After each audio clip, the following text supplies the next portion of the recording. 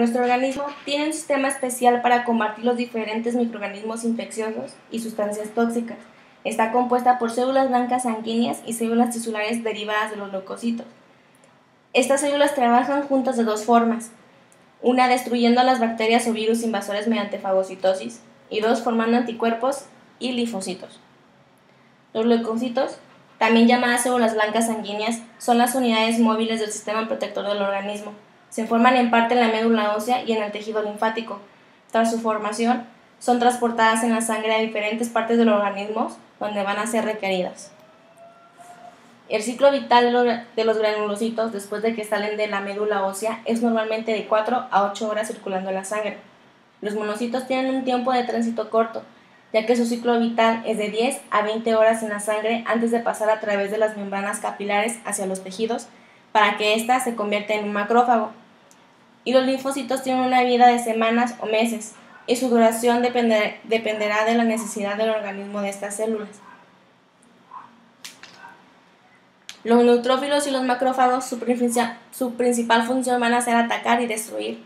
Los neutrófilos son células maduras que pueden atacar y destruir a bacterias incluso en la sangre circulante. Por lo contrario, los macrófagos, una vez que entran en los tejidos, comienzan a aumentar su tamaño hasta los 60 a 80 micrómetros, de las cuales le va a dar la capacidad de combatir a un microorganismo que está en el tejido.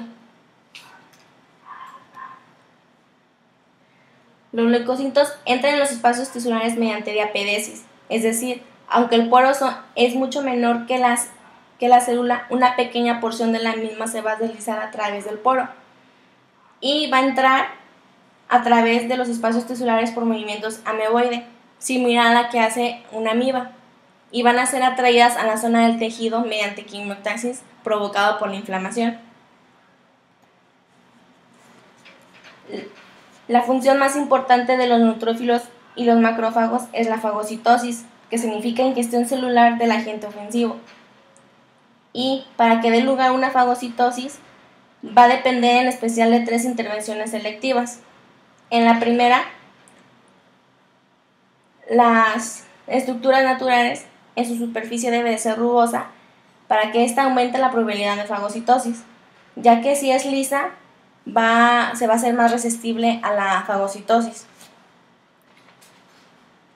En segundo, la mayoría de los tejidos muertos y partículas extrañas no tienen cubiertas protectoras, lo que hace más susceptible a la fagocitosis. De lo contrario, las sustancias naturales tienen cubiertas protectoras que hacen que repelen a la fagocitosis.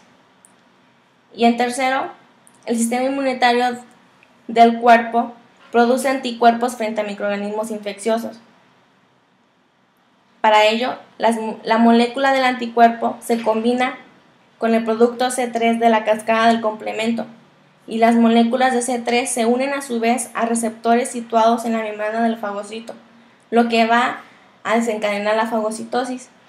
Esta selección y proceso de fagocitosis se le denominará opsinación. Bueno, a continuación tenemos el sistema monocito-macrófago. Los macrófagos son células móviles capaces de penetrar los tejidos. Cuando esta función ocurre, otro grupo de monocitos llegan a esos mismos tejidos y solamente se unen a él. Este conjunto de monocitos puede llegar a realizar la función que hace un macrófago, de fagocitar ciertas partículas, pero solamente en un área local.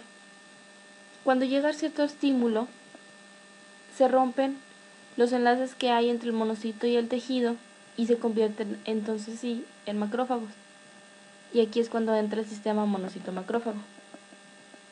A este sistema también se le llama sistema retículo endotelial, que esta va a ser una combinación tanto de los monocitos, los macrófagos móviles, macrófagos tisulares fijos y células endoteliales especializadas. Bueno, a continuación les voy a hablar de los diferentes tipos de macrófagos tisulares. Los primeros son los que están en la piel y en los tejidos. La primera barrera que nuestro cuerpo tiene ante estas partículas extrañas es la piel. Cuando hay una lesión en esta piel, ocurre lo que es un proceso inflamatorio. y las partículas o bacterias empiezan a entrar y a diseminarse. Entonces aquí es donde llegan los macrófagos tisulares y tratan de fagocitarla para que se diseminen a todo el cuerpo. Después tenemos los macrófagos en los ganglios linfáticos. En dado caso de que estas partículas pasen estos macrófagos, pasan a través de la linfa y un gran número de macrófagos van a recubrir los senos linfáticos. Como ya les mencionaba, si cualquier partícula entra a estos senos a través de la linfa, los macrófagos llegan y la fagocitan para impedir su diseminación general. Bueno, los siguientes son los macrófagos alveolares. Otra de las vías de entrada de estas partículas puede ser mediante la respiración. Al momento de la inspiración entran tanto partículas de polvo como bacterias y estas quedan atrapadas en los alvéolos. Aquí, en estos mismos alvéolos, es donde se encuentran los macrófagos alveolares. Y bueno, las partículas se pueden dividir en digeribles y no digeribles. Las digeribles son las que no tienen algún problema para fagocitarlas. Y las no digeribles son aquellas partículas más grandes que el macrófago mismo. Entonces llegan otro conjunto de macrófagos y la tratan de digerir todos juntos. Y bueno, las siguientes son los macrófagos en los sinusoides hepáticos. Aquí es cuando las partículas o las bacterias o los virus llegan a pasar a la sangre portal. Bueno, estas células forman un sistema de filtración que hace que ninguna de las bacterias pase desde la sangre portal a la circulación sistémica. Esta sangre portal pasa a través de los sinusoides hepáticos y alrededor de ellos vienen a estar tapizados de estos tipos de macrófagos. Al momento de que pase esa partícula, llegan y la fagocitan. Y en dado caso que pase a la circulación sistémica general, tenemos los macrófagos en los vasos y en la médula ósea. En estos dos tejidos, los macrófagos se quedan atrapados en el trama reticular y cuando la partícula entra en contacto con estos macrófagos, es fagocitada. Bueno, esos fueron los tipos de macrófagos y del sistema monocito macrófago.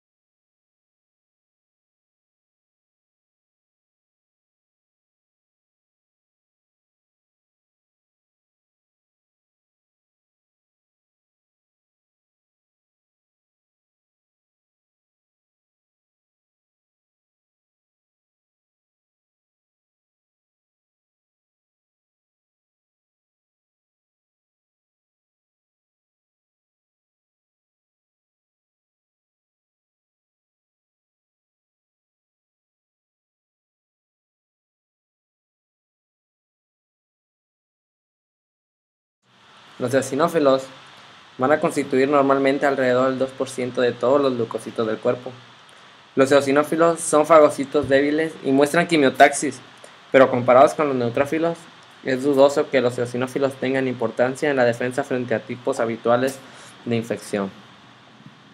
Sin embargo, los eosinófilos se producen a menudo en un gran número en personas con infecciones parasitarias y migran en gran número hacia los tejidos parasitarios.